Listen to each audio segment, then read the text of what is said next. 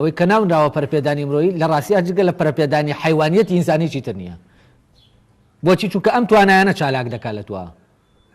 تۆوا لێ دەکات چۆن ئامێرێکی ڕۆبۆتێکی باشبی بتوانانی ئەو شتانە کۆمەڵە تعلیماتت پێدەدا بە پێم تعلیماتانە تۆ بڕۆ بەڕێوە بۆ ئەوەی کەسێکی ڕێک و پێک بیت.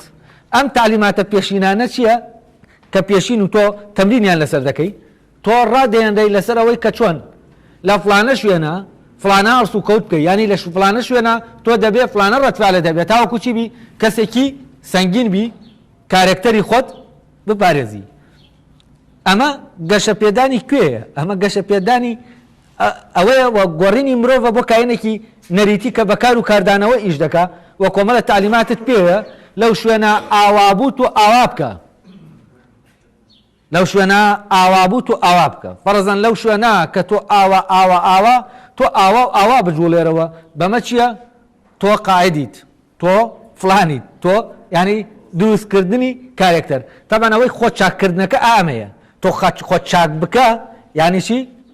یعنی ئیش لەسەر ئەو توانایانە بکە کە لەناو عەقڵ ئامێریەکە تا هەیە تاوەکو ئەو عەقڵ ئامێریە ڕابێ لەسەر ئەوەی کاتێک کە تۆ دەکەویتە بەرامبەر شتێک کاردانەوەیەکی گونجاو بەرامبەر ئەو شتە بکەیت، و کاتێک کاردانەوەیکی گونجاوت نەکرد ئەو کاتە چییە؟ شخصەتی تۆ کارکتەری تۆ چی لێ دێ؟ کێشەی بۆ دروست دەبێ لە چاو ئەوانی تر کە سەیری دەکەن. ئەو کاتە بەهای کارکتەرەکە چی دەبێ؟ دادەبەزێ. ئەو کاتە خەڵک بەگوێت ناکە ئەگەر تۆ وا بکەیت. بۆچی؟ چونکە ئەو بەگوێ ئەو کارکتەرە دەکات کە لەویا ئەو ئێنە بکات. تەبەن ئەمەی کە ئێستا هەیە بە ناوی دەنێن گەشە پێدانی مرۆیی، تەبەن لێرە لێرە ئەمەی کانتا بە تەواتی ئاشکرا دەبێت کە فعلەن ئەم شوێنە ناکەوێتە ناو چیەوە؟ ناو مرۆڤبوونی مرۆڤەوە ئەسڵەن، و ناکەوێتە ناو جیانە ئاکاریەکە و بەعکسەوە ئەمە غەزووی جیانە پیشەیەکەیە بۆ جیانە ئاکاریەکە. ئەمە غەزووی عالەمی لەناو خۆما من زیندەوەریشم و گیان لەبەریشم، ینی دوو منطقەی ئەنتۆلۆژی جیاوازم. منطقەی ئەنتۆلۆژی ینی منطقەی بوون، دوو منطقەی بوونی جیاوازم. لەلایەکەوە من لە بوونام وەک حیوانێک، لەلایەکەوە لە بوونام وەک چی؟ وەک ئینسانێک. و ئەمە لەناو منە ئیش دەکرێت لەسەر ئەوەی کە ئەو منطقە ئەنتۆلۆژیای من کە بوونی حیوانیانەی منی تایە چی بکە؟ بچێ منطقەکەی تر کە بوونی ئینسانیانەی منی تایە داگیری بکە و بەردەوام بچووکی کاتەوە. ئەوە لێرەوە من ئێتر دەبمە چی؟ دەبمە حیوانێکی ناتق، وەکو ئەو پێناسە کۆنێک کە ئەرستۆ کوردوێتی ئینسان حیوانێکی ناتقە. تاوان تەفسیرەکانی هۆبز و تەناند ڕۆسۆ و داروین و ئەمانە هەمووی چین؟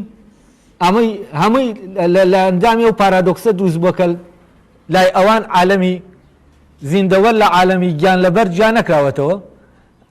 ئەوەی کە عالەمی گیان لەبەرە چی کراوە؟ لەناو عالەمی زیندەوەرە تەسویر کراوەتەوە کە لێرەوە تەسویر کرایەوە. ئەو کاتە تۆ عالەمی ئەخلاقی چی نامێنێ؟ ئەو کاتە چی حاکمە لەناو عالەمی زیندەوەرە؟ هێز.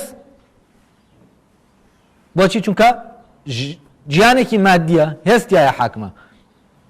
لەوەیە ئەوەی بەهێزە حەقە، ئەوەی بەهێزە حەقە یاسایەکی ناو عالەمی زیندەوەرەکانە، ناو عالەمی گیان لەبەرەکان نییە. بۆچی؟ چونکە عالەمی زیندەوەرەکان چی حکمی دەکا؟ مادەیە، عالەمی مادەیە. مادە لێرە حکم دەکات و هێز حکم دەکات لەبەرەوەی ئەوەی بەهێزە مەوزوعی مانەوە، ئەوەی کە داروین باسی دەکا، ئەوەی دەمێنێتەوە ئەوە ئەسڵە، ئەوە چاکە. ئەمەی مەوزوعی مانەوە لە ڕاستیە ڕەبتی بە عالەمی چیەوە هەیە؟ عالەمی مادەوە، عالەمی زیندەوەرەکانەوە. ئەم تەسەورە مۆدێرنە بۆ مرۆڤ کە لە داروین و مارکس و ئەوانەوە دەست پێ دەکا، لە ڕاستیە گواستنەوەی عالەمی ئەخلاقی ئاکاریە بۆ عالەمی چی؟ عالەمی کارکردن و عالەمی پیشەیی. ینی لەناو عالەمی زیندەوەرەکان پرۆلیتاریایی بەردەوامن. ئەمانە بۆچی؟ چونکە ئیش دەکەن بۆ ئەوەی نان بۆ ئەوەی خۆن و بوونی خۆیان بێڵنەوە. ینی مێرولە پرۆلیتاریایە. وفعلا موضوعی پرۆلیتاریا وموضوعی ئینسان وەکو کێ وەکو کایەنێکە لە ناو سیستەمی تەناچیە پیشایە لە ناو کارکردنایە ئەمەی کە مارکس یانی کێشە بۆ مارکس دروست دەکات بۆ تەسەورەکانی مارکس سەبەبەکەی چییە؟ گیانەکردنەوەی ئەم دوو گیانەیە